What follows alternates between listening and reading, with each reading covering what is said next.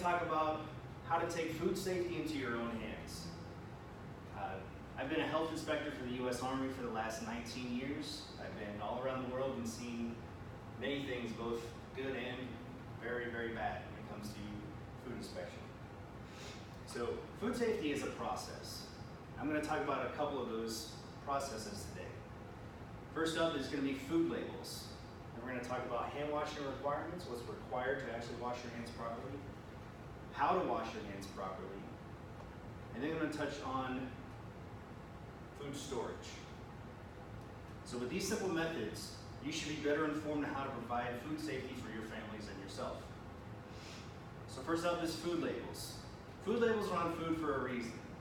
Go ahead and take a look at them, especially if you have an allergen or you or a family member has an allergy to something. First up is date of expiration. So according to the Department of Health and Human Services, the best by date, tastiest by date, whatever it is by date, is the date of expiration if there's no other dates on that package. This only applies to potentially hazardous foods. So potentially hazardous foods are foods that generally require refrigeration. If it requires refrigeration, it's potentially hazardous food. Food allergens. So food allergens. All food items are required to label any kind of allergies that they have on them. The National Restaurant Association's ServSafe program describes the common ones as the big 8.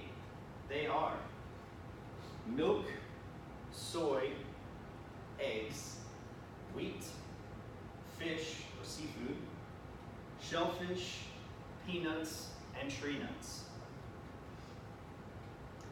So there's a whole bunch of good information on food labels. The next time you eat your favorite food or cook with your favorite ingredients, go ahead and take a look at them. You'd be amazed how much information can be packed into a simple barcode.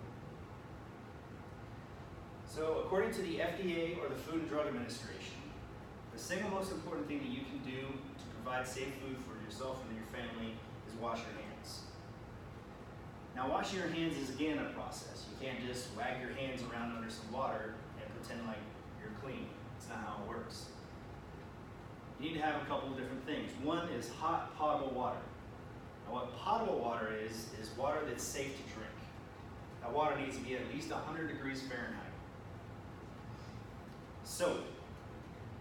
You would think just any kind of soap would work. Well, you can't have a bar of soap in there because you're just putting more contaminants on that bar of soap each time you wash your hands.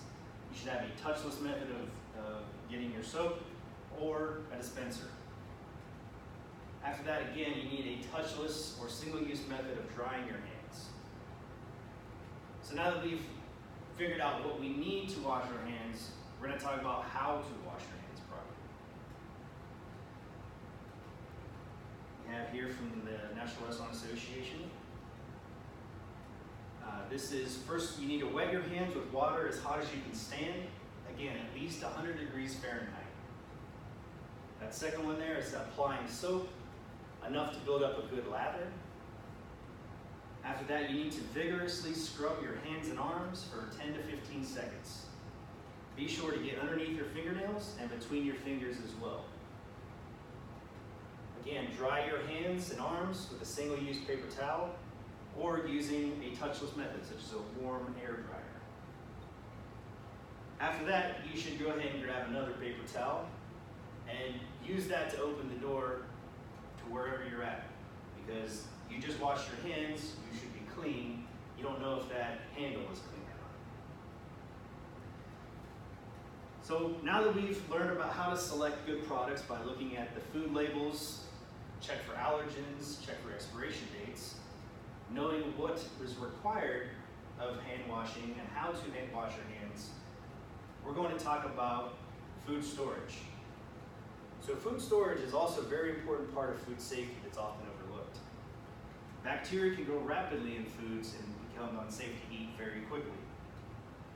There are 3 types of storage that I'm going to talk about today: cold, hot, and using no temperature verification at all. Cold storage is defined as anything below 41 degrees Fahrenheit.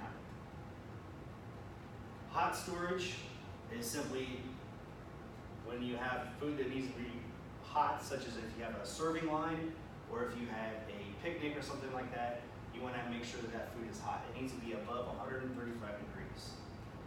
Now, there are times when you're able to keep food without temperature verification, as I said, but there are certain requirements for that. You can't just throw it outside and be like, hey, it's good all day because we said that. Nope. First, it needs to come from refrigeration or from hot. So it needs to come from that refrigerator that's at 41 or below, or from that hot area that's 135 or above. Also, it needs to have certain time requirements, meaning that your hot cannot be left outside for more than 6 hours, and your cold cannot be left out for more than 4 hours.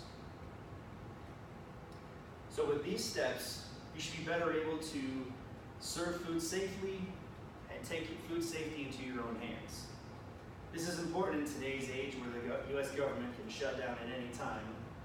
And right now we're pending a 2-week reprieve on that. The U.S. government is our first line of defense for food safety. So without that, it is very important to take food safety in your own hands. Thank you. I felt it was rushed. Nope, 6.